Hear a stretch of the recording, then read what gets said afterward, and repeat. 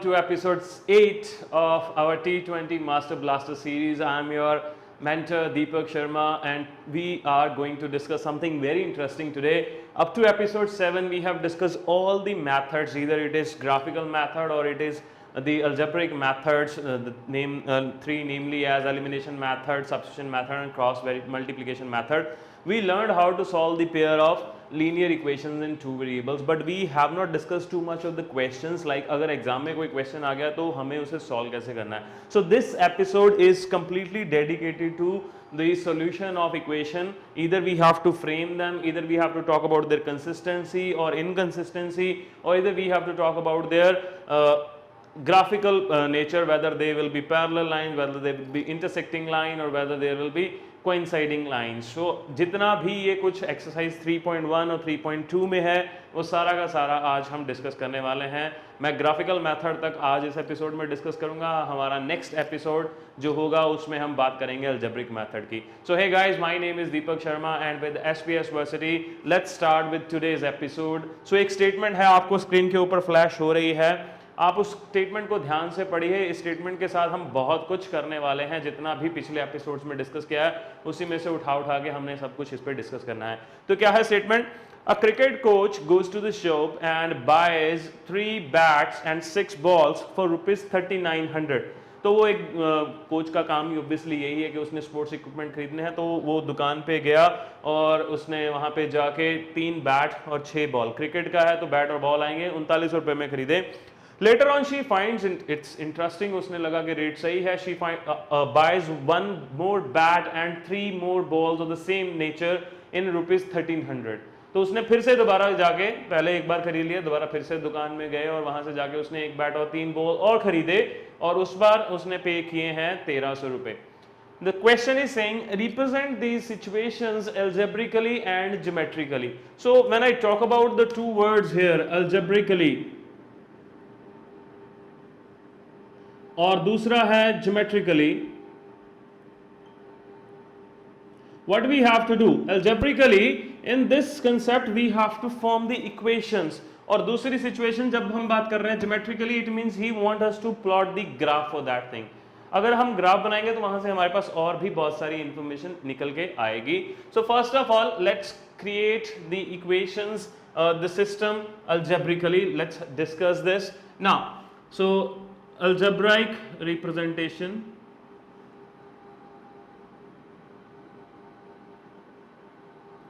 So there are two different things happened here in the question. First was when she went to the shop, the coach went to the shop, she buys 3 bats and 6 balls. So scene 1 पे क्या है हमारे पास, मैं यहाँ पे इसे लिख देता हूँ. scene 1 आप चाहे ना भी लिखें, कोई प्रॉब्लम नहीं है. Number of bats were 3, number of balls were 6. So cost of 3 bats and 6 balls is equal to ₹3900. तो ये हमारे पास पहला सीन था. अब मगर हमें ये नहीं पता है कि एक बैट की कीमत कितनी है और एक बॉल की कीमत कितनी है. सो मैं उसे एज्यूम करूंगा यहाँ पे. Let the cost of 1 bat is, cost of 1 bat is equal to X Indian rupees and cost of 1 ball is equal to Y Indian rupees. दोनों के सेम नहीं हो सकते, वो तो हमें भी पता है. तो अगर सीन 1 को देखूं तो सीन 1 को देखने के बाद इसे मैं अगर इक्वेशन में लिखना चाहूं तो मैं अगर लिखना चाहता हूं मैं इसे इक्वेशन 1 भी कह सकता हूं. Therefore इक्वेशन 1 gives 3 बैट लिए, एक बैट की कीमत x है तो 3 बैट की कितनी हो जाएगी 3x. एक बॉल की कीमत y है तो 6 बॉल की कितनी हो जाएगी 6y. और तीनों का इनका कॉम्बिनेशन कितना है 3900. तो इस हिसाब से हमारे पास इक्वेशन क्या बन जाएगी, 3x की कीमत 6y की कीमत एक साथ पे की गई थी तो ये बन गई है 3900. अगर इसको सिंप्लीफाई करना चाहते हो आप यहाँ पे भी छोड़ सकते हो, इसमें कोई गड़बड़ नहीं है. This is a first phase of information. हमने एक इक्वेशन यहाँ पे ढूंढ ली है गाइज.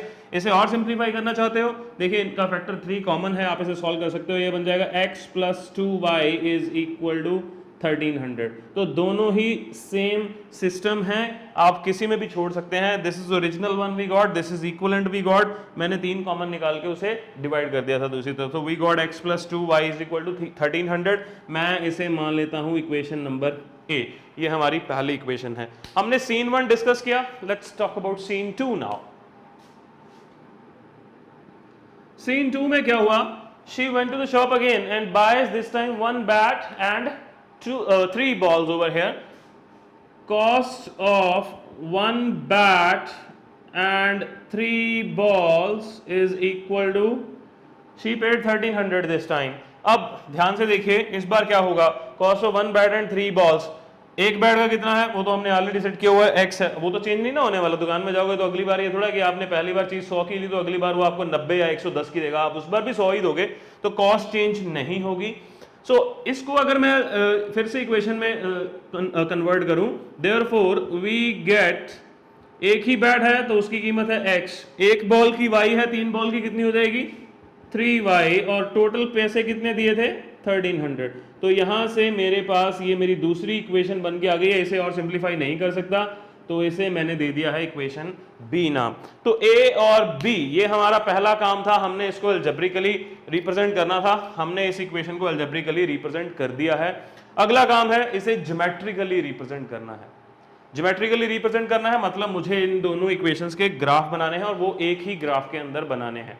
अगर ये तो देखते हैं उसके बाद कैसा बनता है ग्राफिकल बिहेवियर। तो मैं क्या करने वाला हूं, इसके बाद I am going to discuss them geometrically now. So dear students, with these two equations which we obtained from that equation given to us, now we are going to discuss its geometrical representation। और geometrical representation में graph बनाना होता है, तो x axis और y axis को लेके मैंने graph बना दिया है। दोनों इक्वेशंस मेरे पास हैं। आपको पता है कि इसको प्लॉट कैसे करना है। मुझे बड़ी 2 सीधी सीधी सिंपल वैल्यूज चाहिए, उन वैल्यूज को मैं यहाँ पे लोकेट करूंगा और उनको मैं ज्वाइन करवाऊंगा 2 पॉइंट्स को, तो मेरे पास एक स्ट्रेट लाइन बन के आ जाएगी। कैसे आएगी, लेट अस डू दैट। मैं यहाँ पे सॉल्व करने जा रहा हूँ, बड़े ही ध्यान से सिंपल से सॉल्व करते हैं। अगर मैं इस इक्वेशन को देखूं x + 2y = 1300, टाइम वेस्ट नहीं करेंगे। सो ए इक्वेशन में सबसे पहले तो x और y के पेयर्स की वैल्यू पुट करनी है। मैं यूज करूंगा सबसे सिंपल और शॉर्टकट टेक्निक, सीधा सीधा एक बार x को 0 पुट कर देंगे, एक बार y को 0 पुट कर देंगे, आपके पास दूसरी वैल्यू आएगी। वंस आई पुट x 0, ध्यान से देखिए, अगर मैं x को 0 पुट करता हूं तो मेरे पास आएगा 2y = 1300। तो इस तरह से y की वैल्यू मेरे पास कितनी आ जाएगी 650। और दूसरी बात, जब मैं y को 0 पुट करूंगा x मेरे पास आ जाएगा 1300। तो मेरे पास 2 पॉइंट्स आ गए हैं। इन दोनों पॉइंट्स को मैं लोकेट करूंगा हमारे इस ग्राफ के ऊपर, जहां पे अगर मिल जाएंगे तो मैं एक स्ट्रेट लाइन ड्रॉ करूंगा। तो इक्वेशन ए ड्रॉ करने जा रहा हूं, अलग अलग इंक यूज करूंगा ताकि दोनों लाइंस का हमें पता चले। Black for equation A, red ink I will use for B. तो दोनों इक्वेशंस हमारे पास आ जाएंगे। x 0 कहां होता है y एक्सिस के ऊपर, तो ये रहा y एक्सिस, इसके ऊपर y है 650 पॉजिटिव है, ये 600 के ऊपर आएगा, ये 300 के बराबर है, तो ऑलमोस्ट समझिए यहां पे है ये पॉइंट। तो इस पॉइंट के कोऑर्डिनेट्स क्या हैं 0 और 650। अगर आपको अब सारे एपिसोड आपने ध्यान से देखे हैं पीछे वाले, तो ये पॉइंट लिखने आपको मुश्किल नहीं लगेंगे। दूसरा पॉइंट है x है 1300 और y है 0। y 0 x एक्सिस के ऊपर ही होता है। 1300 1200 और 1400 के बीच आता है मेरे पास 1300, तो इसके कोऑर्डिनेट्स है 3800 और 0। तो इन दोनों पॉइंट्स को एक स्ट्रेट लाइन से ज्वाइन करवाऊंगा। स्केल मेरे पास है, आप भी अपने पास स्केल को जरूर रखिएगा क्योंकि बिना स्केल के एक्यूरेसी नहीं आती है। So I am drawing this straight line here, I hope it is visible to every student there. तो मैंने ये एक स्ट्रेट लाइन बना ली है जो कि है इक्वेशन है। इसकी इक्वेशन क्या है, x + 2y = 1300।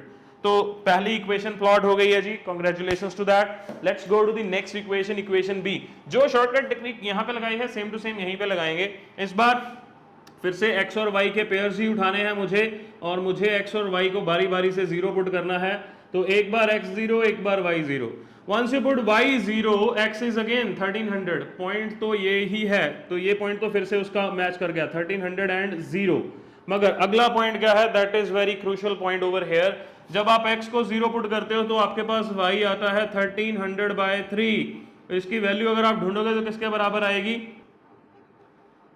433.3। इसे ग्राफ पे लोकेट करना थोड़ा मुश्किल होता है, मगर 433 मतलब 300 और 600 के बीच, तो यहां पे आएगा वो पॉइंट। तो इसे आप लिख सकते हैं 1300/3 और x है 0। तो ये है मेरे पास दूसरा पॉइंट। अब ध्यान से देखिए, जब मैं इन लाइंस को ड्रॉ करने जा रहा हूं तो ये हमारे पास इंटरसेक्टिंग लाइंस बनेगी.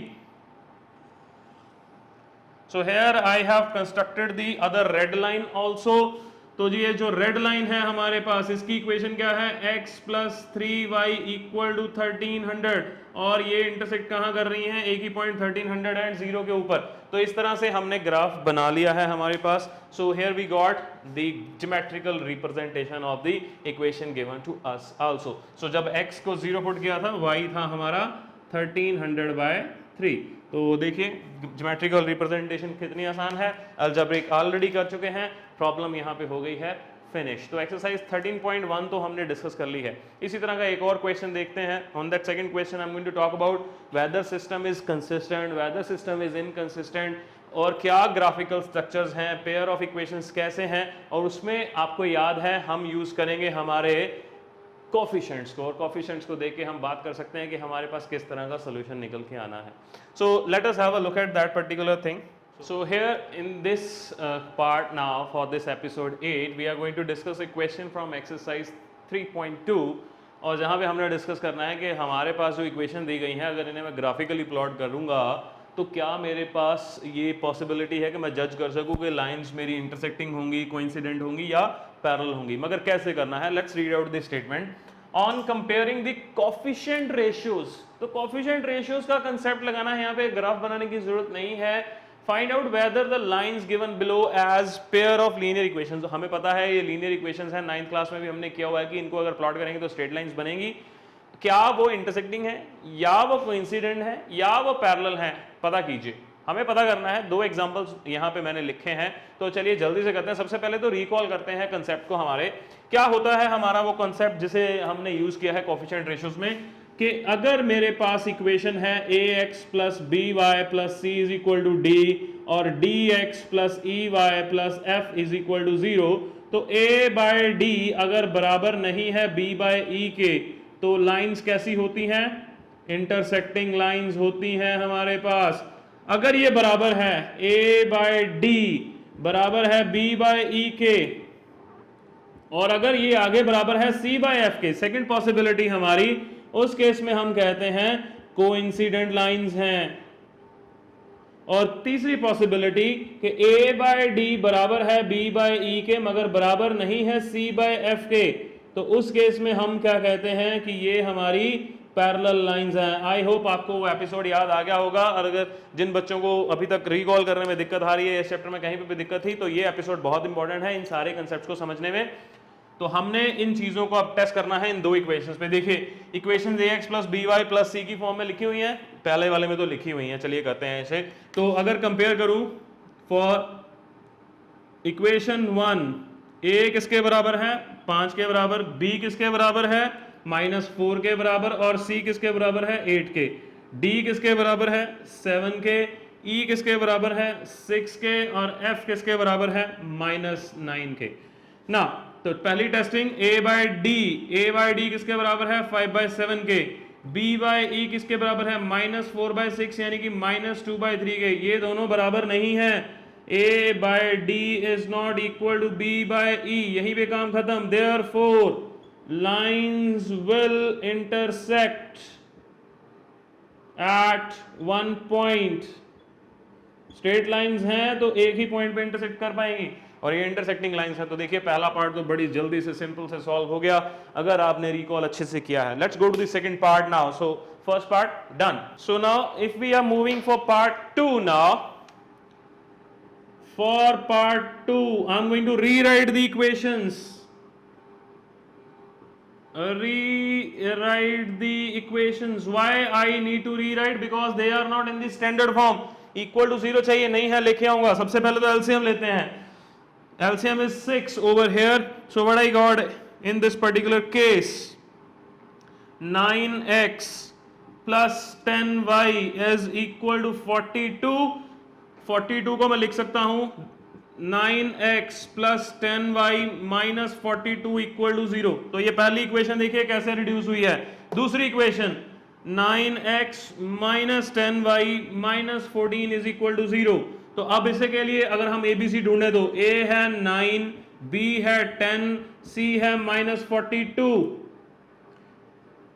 D है 9, B है -10 और F है -14। A by D is equal to 9 by 9 equal to 1, B by E is equal to 10 by -10 is equal to -1। Clearly दोनों बराबर नहीं है। A by D is not equal to B by E। क्यों भाई, क्यों बराबर नहीं है? Because 1 is not equal to -1। तो इसका मतलब ये भी क्या है? इंटरसेक्टिंग लाइंस हैं। These are intersecting lines at one point. So यहां पे देखिए हमने बड़े आराम से जज कर लिया कि क्या लाइंस इंटरसेक्ट करेंगी या नहीं करेंगी। लगे हाथ यहां पे ये भी डिस्कस कर लेते हैं कि सिस्टम कंसिस्टेंट है या नहीं है। तो वो पता कैसे चलता है? कंसिस्टेंसी की बात करते हैं। मैंने कहा है जब भी इंटरसेक्टिंग लाइंस होंगी एक ही पॉइंट पे होंगी, ये कंसिस्टेंट सिस्टम होता है, क्योंकि यहाँ पे हमें यूनिक सोल्यूशन मिलता है। अगर कोइंसिडेंट लाइंस हैं हमें इनफाइनाइट सोल्यूशन मिलते हैं, ये भी कंसिस्टेंट सिस्टम होता है। तीसरा, पैरेलल इनकंसिस्टेंट होता है। तो इस क्वेश्चन में हमने क्या देखा कि हमारे पास तो इंटरसेक्टिंग लाइंस हैं, तो ये दोनों ही पेयर क्या है हमारे पास? कंसिस्टेंट सिस्टम ऑफ इक्वेशंस हैं। एक और मेथड है इसे चेक करने का। आप ग्राफ बनाइए, ये इंटरसेक्ट करती दिखेंगी, आप कंसिस्टेंट लिख दोगे। लंबा प्रोसेस है, जैसे मर्जी आप जाना चाहो, आपकी चॉइस पे है। तो we have discussed a question from exercise 3.2 here, जहां पे हमने बात की कि अगर मैं कोफिशिएंट रेशियोज को यूज कर सकता हूं तो उनको देख के मैंने ये कहा है कि क्या सिस्टम में लाइंस जो हमारे पास दे रखी हैं इंटरसेक्टिंग हैं, क्या वो कोइंसिडेंट है या वो पैरेलल है। कैसे हैं ये बता रखा है। इन दोनों को हमने टेस्ट किया और ये हमारे पास इंटरसेक्टिंग लाइंस आई। और इंटरसेक्टिंग लाइंस में हमने ये देखा कि ये कंसिस्टेंट पेयर ऑफ इक्वेशन होता है, कोइंसिडेंट भी कंसिस्टेंट होता है, मगर पैरेलल लाइंस इनकंसिस्टेंट होती हैं। तो हमने ये भी चेक किया कि इस तरह से कि ये दोनों क्वेश्चंस में सिस्टम क्या है? कंसिस्टेंट है। तो एक्सरसाइज 3.1 के दो क्वेश्चंस, 3.2 का एक क्वेश्चन कर लिया है। Let's discuss one more questions quickly. So this is the last question for this episode. We are going to discuss here this statement. Graph चाहिए इसको सॉल्व करने में, ग्राफिकल मेथड तक मैंने कहा था हम डिस्कस करेंगे इस एपिसोड में। तो let's have look at this question. Half the perimeter of A rectangular garden. Statement समझना बहुत जरूरी है। अगर आपने स्टेटमेंट क्रैक नहीं की तो क्वेश्चन गलत होने के चांसेस मैक्सिमम हो जाते हैं। Half the perimeter of A rectangular garden, इसका मतलब एक ज्योमेट्री दी गई है जो कि हमारे पास रेक्टेंगुलर शेप में है। एक रेक्टेंगुलर ज्योमेट्री है, मतलब वहां पे लेंथ और ब्रेड्थ है। बात कर रहा है उसके पेरीमीटर की। तो ये पहला पीस ऑफ इंफॉर्मेशन है जिसे हम लिख रहे हैं, perimeter of a rectangle is, क्या होता है? Twice of length plus breadth होता है। अब मुझे नहीं पता लेंथ क्या है, मुझे नहीं पता ब्रेड्थ क्या है, तो मैं लेंथ मान के चल रहा हूं x और ब्रेड्थ मान के चल रहे हैं हम y। तो ये बन जाएगा twice of x plus y। क्या है आगे? whose length is 4 metre more than its width। एक पीस ऑफ इंफॉर्मेशन और दे रखा है, वो क्या है कि लेंथ बड़ी है विड्थ से। ओके, और पेरीमीटर कितना है? देखिए कॉमर्स बहुत इंपॉर्टेंट है। पेरीमीटर का हाफ कितना है? 36 मीटर है। Now given is 1/2 of perimeter, half of the perimeter कितना है? 36। ओके, अब दूसरी चीज, find the dimension of the garden, मतलब हमें ये लेंथ ब्रेड्थ ही निकालनी है, लेंथ विड्थ ही निकालनी है। इसका मतलब हमें x और y की वैल्यूज ही निकालनी है। इसका मतलब क्या हो जाएगा? 1/2 of 2 times x plus y किसके बराबर है? 36 के बराबर है। If I look at this carefully तो इसका मतलब मेरे पास x प्लस वाई किसके बराबर है? 36 के बराबर है। So we got this x plus Y here, fine. दूसरी पीस ऑफ इंफॉर्मेशन क्या है हमारे पास? Length is 4 metre more than its width. अब लेंथ बड़ी है, कितनी बड़ी है? 4 मीटर। इसका मतलब दोनों के बीच का डिफरेंस कितना है? 4 मीटर का। Also x minus y is equal to 4। दोनों के बीच का डिफरेंस कितना है? 4 मीटर। बड़ी दे रखी है ना, कम दी होती तो भी सेम ही चीज होता, मगर लेंथ बड़ी है इसलिए लेंथ में से विड्थ कम कर रहे हैं। अगर लेंथ कम दी होती तो हम इसे लिखते y माइनस एक्स। तो ये चीजें ध्यान में रखनी है कि x माइनस वाई करना है या y माइनस एक्स करना है। तो ये क्वेश्चन बहुत इंपॉर्टेंट था, अच्छा था, इसलिए उठाया। तो मेरे पास दो इक्वेशंस आ गई हैं, x plus y equal to 36, x minus y equal to 4। इसे मान लेता हूं इक्वेशन नंबर 1, इसे मान लेते हैं इक्वेशन नंबर 2। अब करना है इन दोनों को प्लॉट, और प्लॉट करना है तो मेरे पास ग्राफ में स्ट्रक्चर ये रहा, मैंने यहाँ पे बना रखा है x और y एक्सिस में। कैसे प्लॉट करना है? अलग अलग वैल्यूज लेनी है। Let's have a equations for that. अब x प्लस वाई को पहले प्लॉट करना है मुझे। मैं x और y के लिए वैल्यूज ले रहा हूं, यहाँ पे दो वैल्यूज ही लूंगा ताकि मेरे पास दो पॉइंट्स आ जाएं और उन दोनों पॉइंट्स को मिला के मैं अपनी स्ट्रेट लाइन ऑब्टेन कर लूंगा। मगर इस बार मैं 0 0 पॉइंट नहीं लूंगा, क्यों? क्योंकि स्केल बहुत बड़ा हो जाएगा अदरवाइज, तो मैं छोटे स्केल पे जाना चाहता हूं। सो बड़ी वैल्यूज है, 36 तक का ग्राफ बनाना बड़ा लंबा मुश्किल काम था, तो x और y की वैल्यूज थोड़ा ध्यान से चूज करनी पड़ेंगी मुझे। मेरे पास जो वैल्यूज है मैं इन्हीं में से वैल्यूज में से उठाऊंगा। ये आपके पास एक अल्टरनेटिव अप्रोच दे रहा हूं मैं यहाँ पे, तो चलिए कर लेते हैं इसको भी। अब देखिए ध्यान से, अगर तो x को 16 लेता हूं तो y कितना आएगा मेरे पास? 36 माइनस 16 हो जाएगा, y आएगा मेरे पास 20। नेक्स्ट केस में y को 20 ले लीजिए। अगर आप x को 20 लेते हो तो y कितना आएगा आपके पास? x को आपने पहले 16 लिया था तो y आया आपके पास 20। अब फिर से आप x को 20 ले रहे हो तो y आपके पास आएगा 16। तो ये दो वैल्यूज आ गई, इन दोनों वैल्यूज को लोकेट करते हैं। x है 16 और y है 20, 16 और 20। अगर इन दोनों के विद रिस्पेक्ट टू अगर आप पैरेलल चलोगे तो आपके पास एक पॉइंट आएगा, ये रहा। इस पॉइंट को आप कोऑर्डिनेट दे दीजिए 16 एंड 20। एक और पॉइंट हमने ढूंढा था वो है 20 16, y x को 20 और y को 16, ये रहा 20 और ये रहा 16। तो this is my second point over here, this is having coordinates as 20 and 16। इन दोनों पॉइंट्स को मिला दीजिए। इन दोनों पॉइंट्स को जब आप मिलाओगे तो एक स्ट्रेट लाइन आपके पास बन के आ जाएगी। This is the straight line you are having here with you. So हमारे पास ये चीज आ गई, एक इक्वेशन आ गई। Let's go to the next equation now. तो मैंने पहली इक्वेशन प्लॉट करनी थी, मैंने इसे ब्लैक इंक से प्लॉट कर दिया है। नेक्स्ट इक्वेशन हम ब्लू से प्लॉट करेंगे। तो ब्लू के लिए फिर से एक ऐसा ही सेटअप बनाना पड़ेगा x और y की फॉर्म में। इस बार वैल्यूज छोटी हैं तो मैं 0 0 से काम भी चला सकता हूँ क्योंकि 4 तक ही जाना है। Once I put x equal to 0, otherwise I will put y is equal to 0. If I put x equal to 0, y is minus 4. Next I put y is equal to 0, x is 4. So let's locate these points. ये रहा -4 y का और x का 0, दूसरा है x का 4 y का 0, ये रहा दूसरा पॉइंट। इन दोनों पॉइंट्स को अगर स्ट्रेट लाइन से मैच कराएंगे आप तो आप एक बड़ी ही इंटरेस्टिंग चीज, जहां पे ये इंटरसेक्ट करती हैं वहां से हमारा सोल्यूशन निकल के आता है। और कहां पे इंटरसेक्ट कर रही हैं? इस पॉइंट के ऊपर, which is with the coordinates 20 and 16। तो आप लिखोगे कैसे? Both lines meet at 20 16. This implies x is equal to 20, y is equal to 16 is required solution. हमें पता है जहां लाइंस इंटरसेक्ट करती हैं वही सोल्यूशन होता है, यूनिक सोल्यूशन होता है। x क्या था? लेंथ। इसका मतलब लेंथ कितनी है? 20 मीटर्स और विड्थ कितनी है? That is 16 metre. और दोनों का डिफरेंस कितना है? 4। इन दोनों का सम कीजिए, half of the perimeter x plus y 36 भी आएगा। तो आपके पास देखिए सोल्यूशन निकल आया है। ग्राफिकली हमने सोल्यूशन को निकाला है, जिस पॉइंट पे इंटरसेक्ट कर रही है उस पॉइंट पे हमने सोल्यूशन ले लिया है। So this is how to solve the questions using graphical method, talking about consistency, inconsistency and talking about whether lines will be intersecting, coincident और parallel. So episode 8 is finished here. In the episode 9 we will come up with more questions where we will solve them using algebraic methods, either it is elimination or substitution or cross verification, cross multiplication method. So for this episode I hope आपको concept समझ में आ गया होगा कि pair of linear equations के question कैसे आते हैं, कैसे उन्हें solve करना है, कैसे उन्हें construct करना है. See you in next episode. Till then, keep learning, keep studying, take care, stay safe, bye bye.